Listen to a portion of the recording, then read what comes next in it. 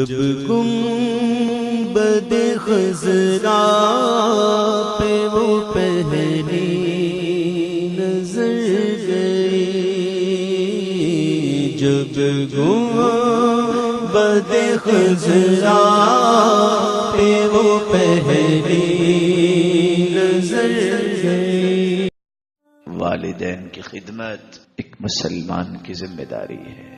چوتھی بات، رب کو راضی کرنا چاہتے ہو تو والدین کو راضی کرو، اور اگر رب کو ناراض کرنا ہے تو والدین ناراض ہوں گے تو اللہ بھی ناراض ہو جائے گا۔ الوالد اوسط ابواب الجنہ، باپ جنت کا درمیانہ دروازہ ہے، چاہتے ہو تو حفاظت کر لو، چاہتے ہو تو ضائع کر لو۔ آج کی نوجوان نسل وہ سمجھتی ہے کہ باپ کو کیا پتا ہے، ماں کو کیا پتا ہے۔ حقیقت یہ ہے کہ اس نوجوان نسل کو کیا پتا ہے۔ اسلام نے تو تعلیمات دی ہیں اکرام کی، احترام کی، محبت، اخلاق، نرمی کی۔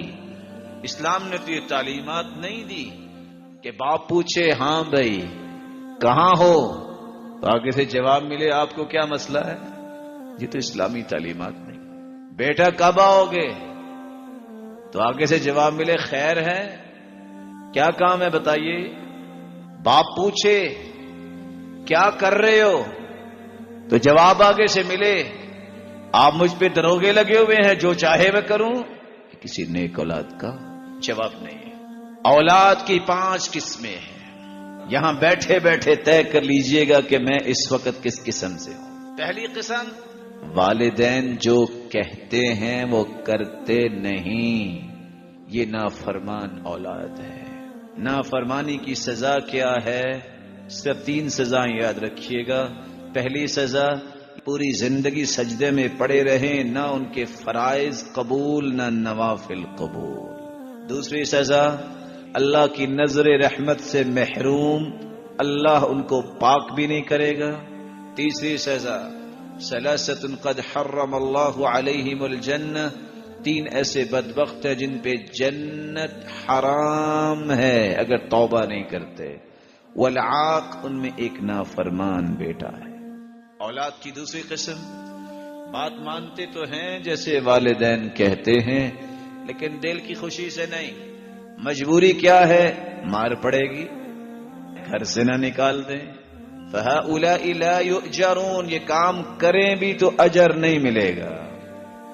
یخشى علیہم، ڈر ہے کہ یہ اجر سے محروم ہے۔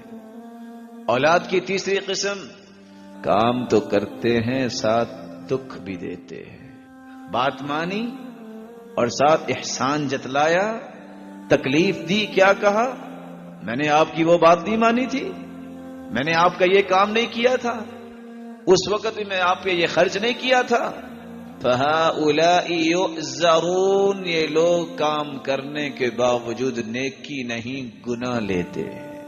اولاد کی چوتھی قسم، جو والدین کہتے ہیں وہ کرتے تو ہیں، دل کی خوشی سے کہتے ہیں الحمدللہ مجھ سے اللہ نے اپنے والدین کا ایک حق تو پورا کروانے کی توفیق دے دی۔ یہ ہیں جن کو اللہ تعالی اجر اور ثواب سے نوازے گا۔ 5ویں اولاد، الذین یفعلون ما یریدہ الوالدان، والدین کہتے نہیں، والدین کی خواہشات ہوتی ہیں نیکی کی، بلندی کی، رفعت کی، کہنے سے پہلے جو اولاد ان کی خواہشوں کو پورا کر دے، یہی اولاد اللہ کی ہاں سب سے بلند مقام حاصل کرنے والی ہے۔